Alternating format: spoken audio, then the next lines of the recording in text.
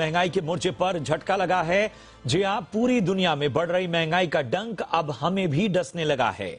मार्च में महंगाई दर बढ़कर 7% के करीब पहुंच गई है। जी हां, देश में महंगाई दर अब बढ़कर 7% के करीब पहुंच गई है। आरबीआई के तय दायरे से यह ज्यादा है। इसका असर देश की इकॉनमी पर भी पड़ने वाला है। जी हां, जाहिर सी बात है कि जो रिटेल महंगाई है वो 7% के करीब पहुंच गई है और ये आरबीआई के तय दायरे से भी ज्यादा है, जो कि वाकई चिंता का सबब है। और इसका हमारे देश की इकॉनमी पर क्या असर होगा, अलग अलग पहलुओं पर बातचीत करने के लिए हमारे साथ जुड़ रहे हैं मार्केट एक्सपर्ट और एनिमेंट्स प्लेटफॉर्म के chairman Ajay Bagga sir. Sir, बहुत बहुत स्वागत आपका जी बिजनेस में। रिजर्व बैंक ने जो महंगाई का दायरा तय किया था, हम उसके पार चले गए हैं। कितनी बड़ी चिंता की बात। जी देखिए, जो आरबीआई ने 10 फरवरी की बैठक में कहा था तो उनको उम्मीद थी कि फरवरी में ये महंगाई दर पीक करेगी और उसके बाद कम होगी। मार्च की अपनी पॉलिसी स्टेटमेंट में उन्होंने क्लियर किया कि अगले साल भी कीमतें 5.7% के करीब रहेंगी और पहले तिमाही में, इस साल के अप्रैल से जून की तिमाही में 6.3% रहने की उम्मीद है। तो आरबीआई ऑलरेडी इसकी तरफ इंडिकेशन कर रहा था। दूसरा, जो आरबीआई ने पॉलिसी में कहा कि एकोमोडेटिव से अब हम एकोमोडेशन को हटाने की तरफ रुख कर रहे हैं। तो अगर ये महंगाई दर इसी तरह रहती है तो उम्मीद कर सकते हैं कि जून की पॉलिसी में शायद एक इंटरेस्ट रेट हाइक आरबीआई की तरफ से आ सकता है। काफी चिंता का विषय है।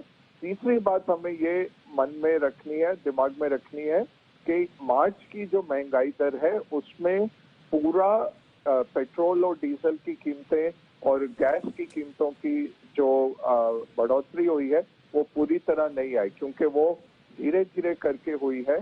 तो अप्रैल की महंगाई दर में वो आएगी, तो अप्रैल में ये महंगाई इससे भी ज्यादा होने की आशंका है।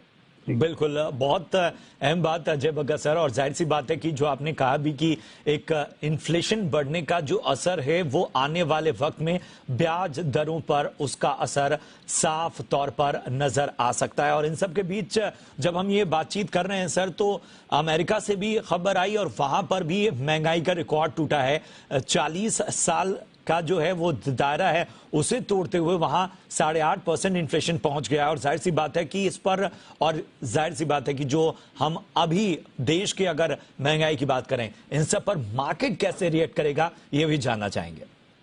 जी बिल्कुल, देखिए मार्केट ने काफी हद तक बचा लिया है। जो 8.5% आज अमेरिका का नंबर आया, उसके बाद यूरोपीय बाजार और अमेरिका के स्टॉक मार्केट के फ्यूचर्स दोनों ऊपर गए और अमेरिका के 10 साल का जो पेपर है उसकी कीमतें कम हुई, उसका इंटरेस्ट रेट कम आया, कीमत बढ़ी। तो ये दिख रहा है कि मार्केट ने बचा लिया है और हमारा अनुमान यही है कि अमेरिका की ये जो ये नंबर आया 8.5% का, ये इस साइकिल का सबसे ऊंचा नंबर है। तो पीक हो गया है अमेरिका में इन्फ्लेशन, इसलिए मार्केट थोड़े इससे चिंतित नहीं है। उल्टा मार्केट में हमने देखा उछाल आया, क्योंकि लोगों को यही लग रहा है कि इन्फ्लेशन का पीक आ गया, दरें बढ़ेंगी, दरें और इस साल 6 से 7 बारी अमेरिका में बढ़ाई जाएंगी। 3 मई को 50 बेसिस पॉइंट की दरें बढ़ेंगी। बट ये लग रहा है कि इन्फ्लेशन यूएस में ये पीक हो गया 8.5%। यही मार्केट का सोचना है। बिल्कुल, बहुत बहुत शुक्रिया करेंगे सर आपका जुड़ने के लिए और इस पूरे विषय पर अपनी राय देने के लिए, अलग अलग पहलुओं पर बातचीत के लिए।